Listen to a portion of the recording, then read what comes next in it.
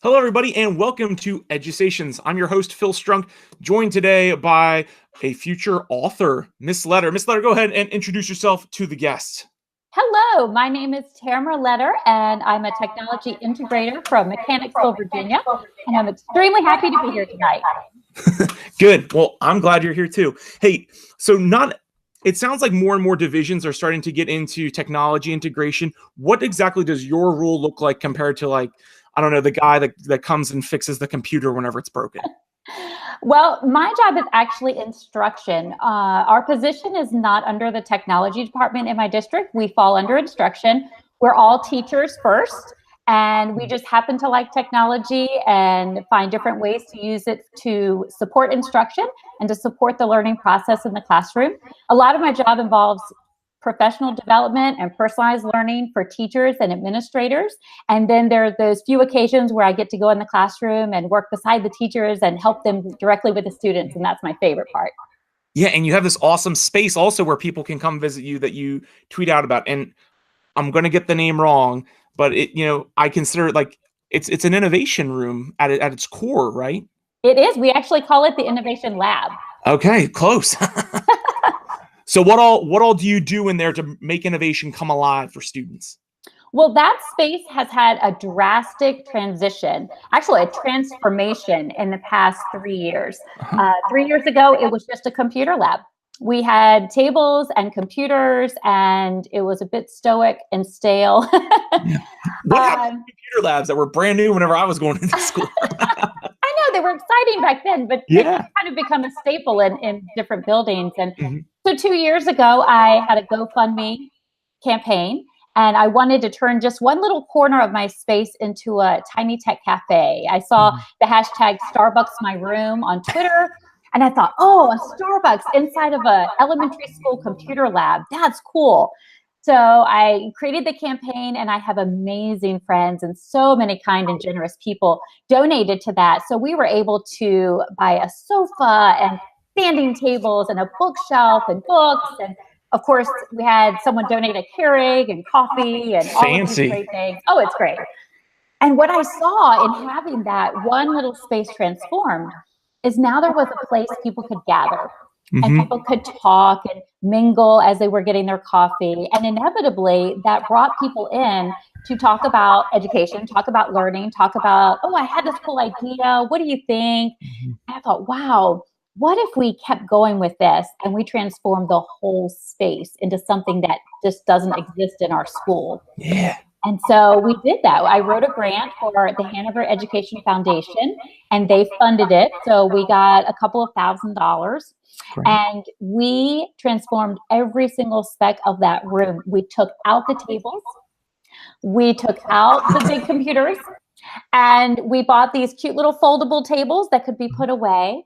And we had flexible seating. We've got little rocking chairs for the kids to sit on, and big fat cushions and carpet and pillows, and not what you would expect in a computer lab. Partridge in a pear tree anywhere in there? Yeah. You know, that's what's next.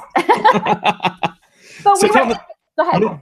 How does that flex seating help with your innovation lab as well? Like how is that kind of enhance the learning opportunity for students? Because flex seating is gaining popularity in the ed world. It's exciting to see, but I think people hesitant are wondering, how does this help my students? So what words of wisdom can you give them? If you have an opportunity to try flex seating, you have got to do it. I can't even imagine going back to having traditional seating where children are forced to sit in a chair at a table, even assigned seats. Like we can't go back. we can't, it's gone. It is gone. It has changed the way that I teach. It's changed the way I converse with students. When they come into our innovation lab, the space is designed for learning. It isn't that the learning takes place in the space. So I love that. How we do the room, it really depends on what your lesson's doing. If you want to do a maker space, then we need to clear out the tables and put them in a different part of the room. And we have to make sure kids can reach all the different items we have that are in storage containers on our wall. If you want students to be using Flipgrid or Seesaw with iPads, well, we need to make sure they have flexibility to move around the room, because you can't have them all recording in the same space or they can't hear. And so the room is in constant flux of pulling tables out and pulling tables in, and kids moving around. It changes daily and several times different ways within that day. Yeah. It enhances education. What are your thoughts on how you've been able to see some students just take total advantage and utilize that innovation room that maybe don't always take advantage of an opportunity of an education they have? Jimmy Cassis in Culturize sometimes refers to them as or talks about other people referring to them as the reluctant learners. How have they kind of come alive in your innovation lab? The innovation lab has shown students that they can be empowered to own their own space. So when students come in the innovation lab and they look around for the first time, or they see something that they didn't see before, they ask questions and their curiosity is piqued with, what's this? And well, how do you do that? And what is this thing over here in this corner? And how do I use it? And what is it for? And a lot of times I don't answer their questions. I just ask them questions back. And they hate that. Do what they do. They were like, well, I guess you could do this, or I guess you could do that. And a lot of times their ideas are things I hadn't even thought of in using of the space. And so anytime a student wants to come in the lab and do something, as long as there's an adult present to keep them safe there, they're welcome to come in and do anything. We've had kids request for their own personalized PD sessions with me because they heard about me teaching teachers something and they wanted to learn it too. And so I'll meet with them during the day whenever there's time in their schedule and teach them whatever it is that they want to learn, or just let them come and explore. We've had students that have asked if they can come in during their lunch break just to build the Legos.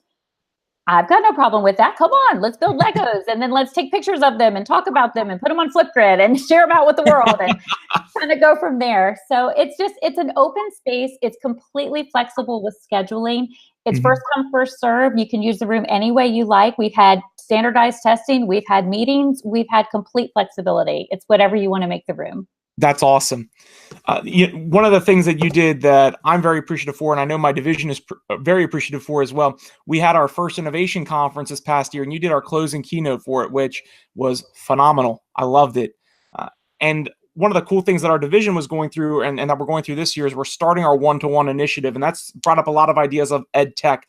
And one of the things that you've discussed and that you spoke about in the keynote was talking about how the person that's going to find the cure for cancer isn't some old fuddy-duddy scientist.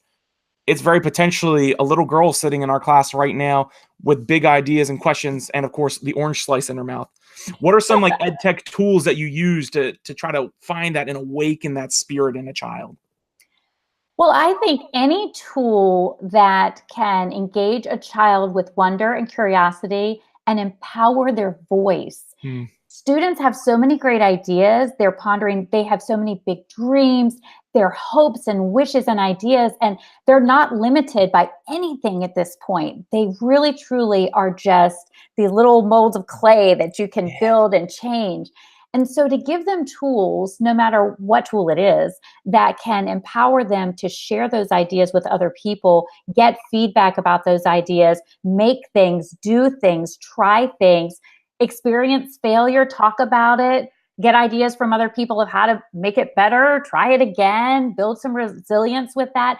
Any technology tool or technology platform that will allow students to kind of dive into their passions and share them with the world, those are the tools that you're going to want to use in your classrooms. That's awesome. Any particular recommendations? I heard Flipgrid. That's a great one. Yeah. Well, I'm elementary, so my fingers are knee deep in the elementary world, but absolutely Flipgrid, hands down. Love Flipgrid. We love Seesaw as well, especially for the parent communication piece, because the students can create things and layer things within that platform, and then the parents can actually see what they do and comment back. And so it kind of builds that parent, student, teacher collaboration there, which is kind of cool. But any kind of platform you can use. Google is amazing. Google Classroom. We use that for writing so many times. Just getting the kids in there and having just a free space where they can share their ideas, share their thoughts, get some feedback from someone else, and then kind of, just kind of twist and shift their ideas a little bit and work with other people and collaboratively. It's amazing. Yeah, it's great. So speaking of passions, you have a passion for kindness, and you are so passionate about it. Aren't you writing a book about it too? Yeah. Yes, I am writing a book about Okay, so how did that start? Well, how did that start? That's a great question.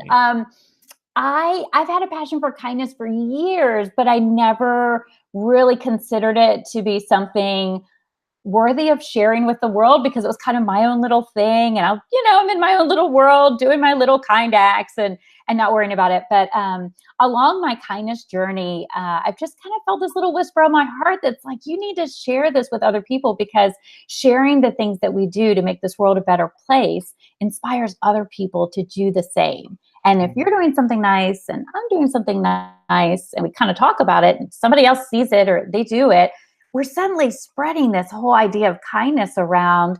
And all of a sudden, other people are inspired to do it too. And we're just making the world better. So I thought, I was wanting to share some of these ideas. And I thought, well, I want to find a book out there that has stories of real people that are doing kind of the same thing I'm doing, that has resources that I can use right away, some new ideas, some different organizations, and maybe some book lists or things like that. I could not find a book out there that I really wanted to read. So I thought, well, if I can't find the book out there, maybe I need to write the book out there. And so that's what I'm in the process doing, is trying to compile all those thoughts and dreams and ideas and the people I know that are kindness cultivators and write a book about it and share it with the world. That's awesome. And it's coming out in about a year or a little less than a year, hopefully. I think less than a year. Right now, I think it's projected to be early 2019 somewhere. We're kind of in an editing phase right now. So we're just working through all the different steps of the process, but hopefully I'll have some good news to share in the coming months. That's awesome. Good things happening out of Virginia Beach. We got you with your book, Kelly Hoggard's writing the Champ for Kids book. It's exciting. Something in the water down there. I know. Well, I was tickled beyond belief to know that Dave Burgess Consulting, that they would invest their time and invest their passion in my passion for kindness too. It's great stuff. It really is incredible. So what are things that you do in your own classroom or, in your innovation lab to help cultivate that kindness between students and even between faculty too? Well, kindness is universal, and it's something that isn't just for kids. It's not just for adults. It's for everyone. Right. And so we, in the little tiny tech cafe area, I bring in little treats for teachers, and I send them out an email on Monday to celebrate Monday, like Sean Galliard would want me to do, and say, I have treats in the cafe, come get them. And so I'll sometimes bring in surprises for the teachers. And then with the students, the Innovation Lab has an open door. So they're always kind of coming in and coming out and getting hugs, and they're asking for things that, what's that on the wall and what are y'all doing here? And I'll leave kindness books out. And I work directly with classes that are interested in doing kindness lessons. Even though I'm a technologist, and you would think technology and kindness, they don't really kind of match. They actually do, because we can use technology to share with the world great things that we're doing and ways that we can make the world better. So I work with teachers, and we do kindness lessons, and we use technology to empower students with their voice, share their kind things that they're doing. And in the spring, we have kindness passion projects where the kids actually get money that they can spend and create their own random act of kindness. They plan it out. They actually do their act of kindness, and then they create a presentation to share what they did. And that is the highlight of my year.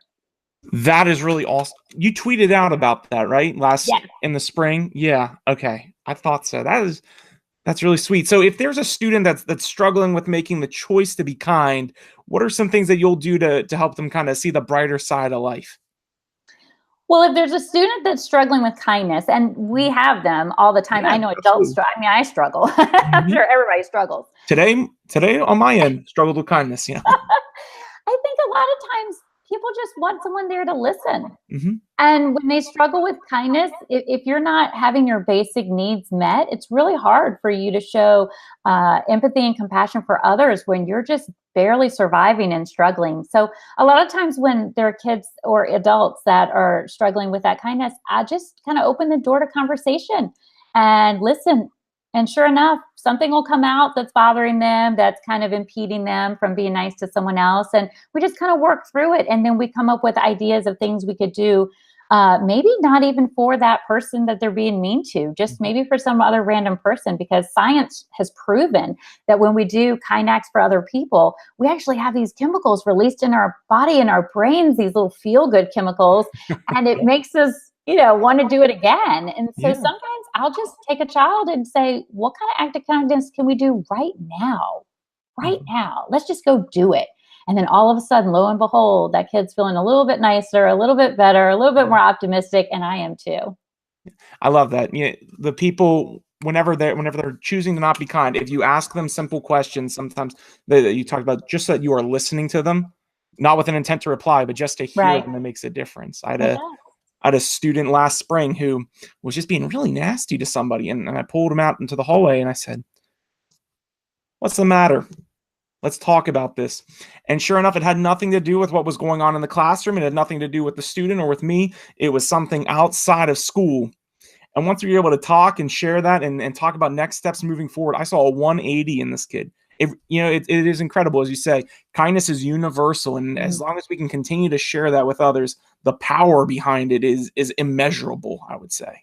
Absolutely. Absolutely. Yes. You can quote me on that one. I think I will. All right. Well, hey, listen, Tamara, I've really enjoyed this. We've been able to talk about your innovation lab, which I love hearing about, some ed tech tips, and we've also talked about your upcoming book that I cannot wait to read. People that are watching Edusations, make sure you order it whenever it comes out. It is going to be worth the read.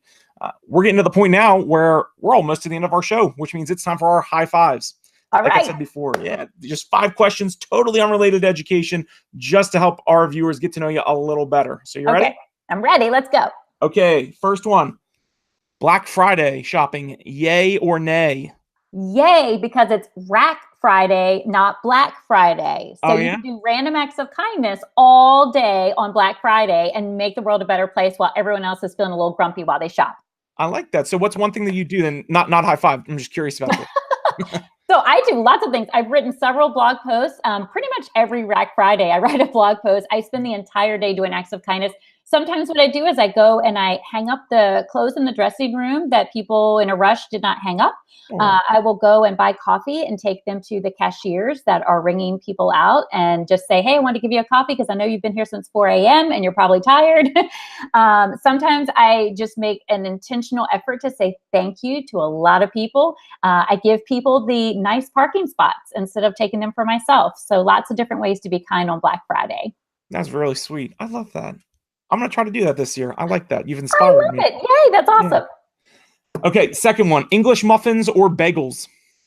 I'm going with English muffins. They're a little messier, but oh my goodness, the texture of them and a little bit of butter.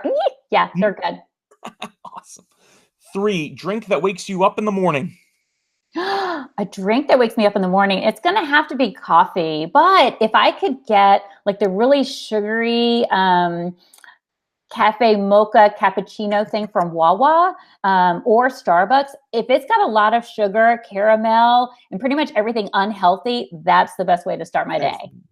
I love the smell of coffee. I love it, love it, love it, but I cannot drink it. It's just, ugh. You need more sugar. Yeah. Yeah, sugar.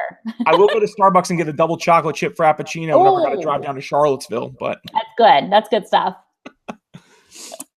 Fourth one, your usual bedtime.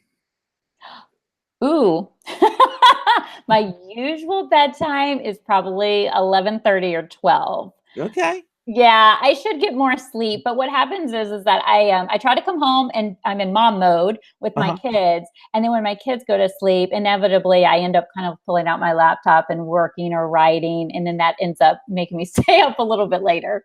So does this force you to be both a night owl and a morning person, or does the morning kind of suffer without the coffee? Yeah, the morning suffers without the coffee. I'm definitely a night owl. Fair enough. And last one, chocolate or gummies? Oh my gosh, chocolate. Who would ask such a question? I just had to know the answer. So. That is awesome. My son is going to be so mad that I chose chocolate over gummies, but it's true. Chocolate always. I am right there with you.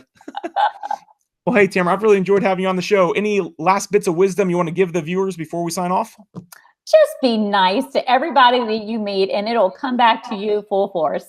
Yeah, I love that. So, hey, if you are somebody that have watched this show and you really like the message that Tamara has, please be sure to follow her. Her Twitter handle is going to be below in the description of this video. Also, make sure that you check out her book whenever it comes out. Continue to check out my Twitter feed. I'm sure I'll be retweeting it like crazy once it happens. Thank you, Phil. You're so awesome. Hey, you got it. If you like what you saw on Edusations in general, please feel free to subscribe to the show by clicking on the subscribe button at the bottom. And if you or a friend are interested in being on Edusations, you can very easily sign up by going to philstrunk.com/contact. Thank you all so much for watching. Have a great day. Bye-bye.